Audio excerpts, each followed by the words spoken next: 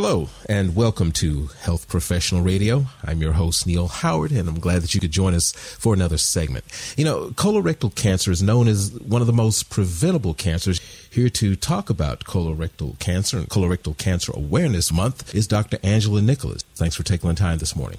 Thanks, Neil. Appreciate you giving me the opportunity to speak to all of your listeners about one of our most preventable and treatable cancers if found early. So what is your background?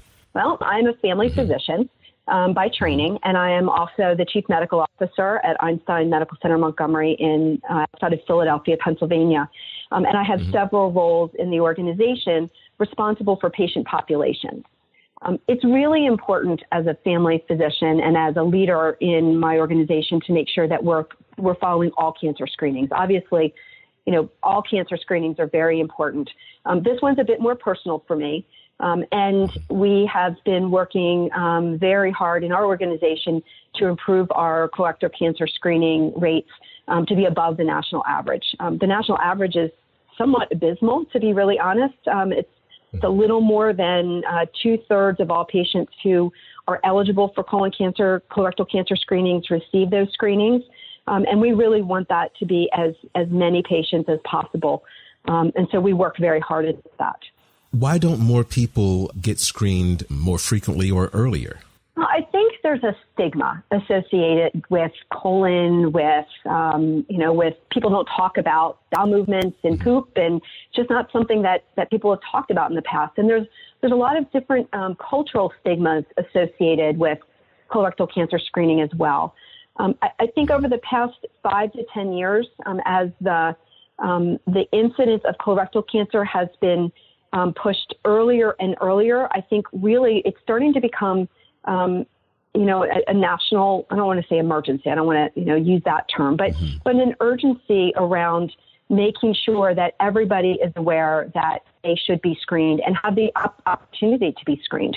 Colorectal cancer, as I said, has been diagnosed, the diagnosis is happening earlier and earlier.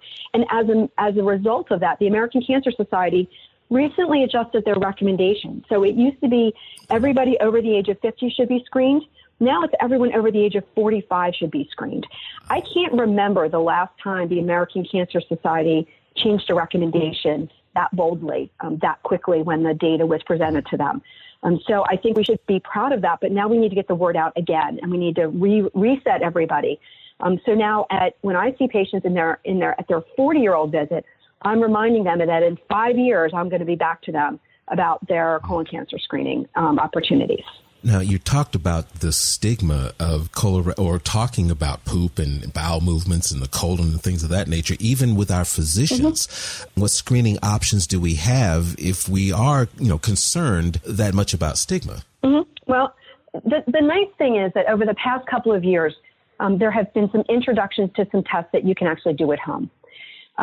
So, you hear colonoscopy is still the gold standard.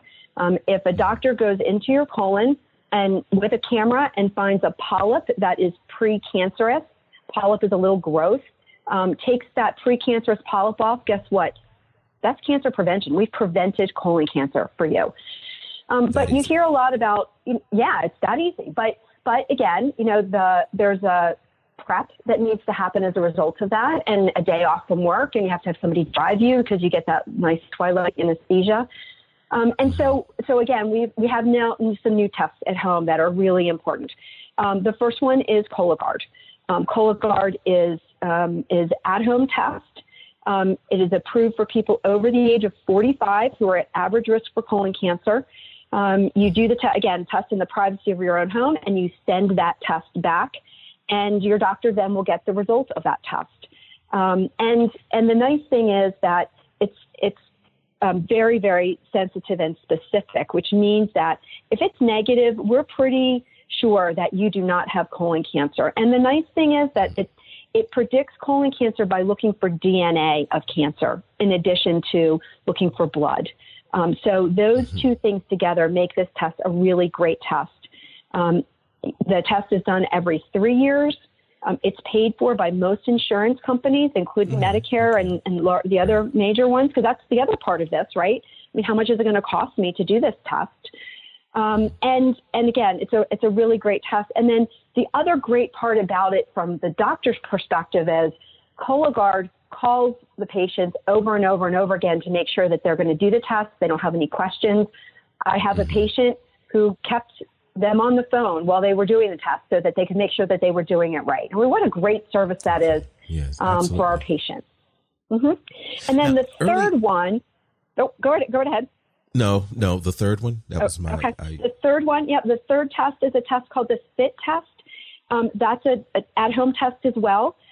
It, however, only identifies blood in bowel movements, and that test needs to be done yearly. So it's hard to do something every year, so we like to try to get things that are a little bit more intermediate time frames. Early in our conversation, you mentioned this was kind of a personal thing for you as well. Could you expound on that a bit? Sure. So about a little more than 6 years ago, my husband was 45 years old and diagnosed with colorectal cancer. And at the time that he was diagnosed, he was stage 4. The thing that we know about stage 4 patients is that the five-year survival rate is pretty low when you're diagnosed with stage 4, which is why we really, really want to get everyone screened as early as possible. The other piece to this, for the low risk population, again, really important that you get your screenings at 45. There are some segments of the population that should be screened earlier. You need to talk with your physician whether you're in a high risk category and should be screened earlier. But my husband, John, made it his mission to make sure that everybody is aware of their screening options. Again, he would not have been saved. He was 2 months after his 45th birthday. But you know what? I'm here to continue his mission and to make sure that everybody understands what their risk is, assess the risk with their physician, and then make sure they get screened. Is there a website where we can go and get some more information about colorectal cancer screening, prevention, maintenance, and about Cologuard as well? Sure. I'm going to give you a couple of websites. I also happen to be the vice chair of a group called Fight Colorectal Cancer, which is a national organization that focuses on prevention screening options, a very good website for patients who have been diagnosed with cancer around treatment options. We also provide research grants, and we do a lot of advocacy across the United States in situations where we need some government support. So that website is www.fightcolorectalcancer.org.